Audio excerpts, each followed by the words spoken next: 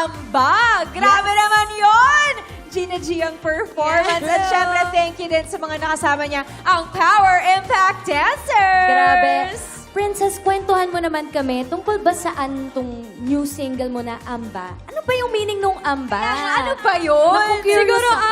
narinig naman siguro natin sa lyrics. Yes. Bakit ba kasi ang bagal mo? Ang bagal Puro ka mo! amba. Si ano ba? So, Ay!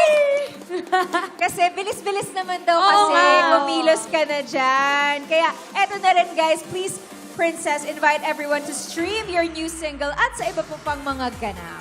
ayan guys, iniimbitahan ko po kayo to stream my new single, Amba, on all streaming platforms. And ayan, of course, abangan nyo din po ako and yung mga castmates ko po sa You're My Favorite Song. Ayan, kung ayaw nyo masabihin ni Princess na ang bagal nyo, isave Oh, nyo na yes. yan, stream it!